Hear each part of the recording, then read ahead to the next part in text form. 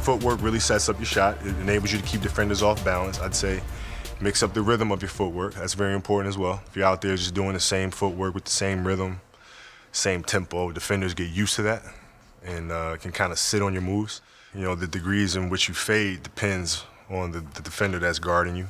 You know, if the defender is on my left side a little bit, I have to change how I fade because now from this angle, if I fade straight back, you can really contest that shot. So a lot of times I'll fade this way. So I'll create more separation between us. I might even draw a foul on my off arm and be able to knock the basket, still make the shot. So if you're out there practicing and working on your fadeaway, I'd say, you know, work on fading straight back, work on fading to the side, work on finding something in between, and you gotta be able to find that rhythm. And it takes a lot of effort, there's a lot of legs involved, as in anything, you gotta do the repetition.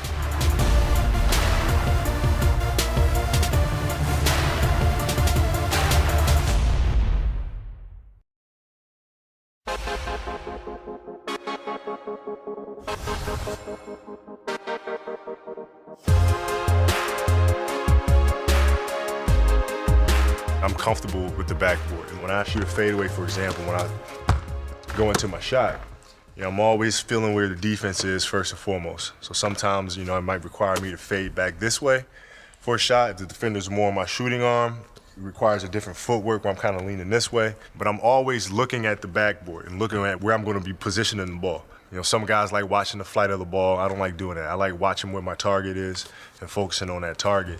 I think kids really have to get comfortable with the backboard by just kind of going underneath the basket, spinning the ball off the glass, try different shots and be comfortable with right hand or left hand, and you know, all those things to do.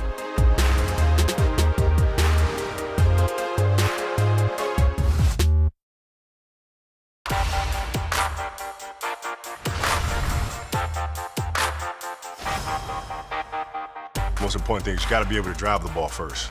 You got to be able to go to the basket. The defender has to understand that that's a potential threat. When you catch it, now you turn and face. It's important to see where the defender is because you see how now I can keep the ball here. I'm not going to go in a typical triple threat position when the defender's hand's already here. So, you know, from here you have to be comfortable to be able to shoot the ball from this pocket, from here, or from here. So in this situation, I read the defender.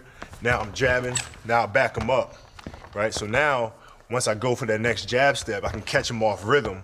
I like to elevate straight from this position right here. So I don't even bring my foot back. You know, you keep the defender off balance where you just elevate straight from this position, which is a tougher shot.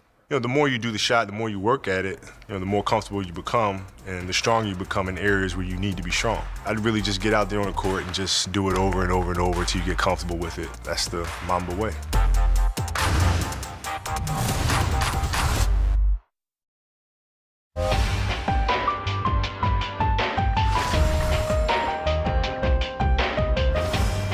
Defensive players that are long and athletic and jump extremely high, and fadeaway is not going to get you away further enough. Their length is so great that they can still alter your shot. Now you throw in the pump fake, it really keeps the defender off balance and keeps them guessing, which is exactly what you want to do.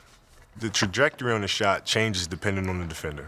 You know, I like to raise my elbow up a little bit more. I can read if a defender's coming. Now I got to kind of slide back a little bit more and shoot the ball straight up. That shot goes in because you're out there on the court just kind of working on those things. So you gotta be able to work on those things, be comfortable in those situations so that you're natural when it happens.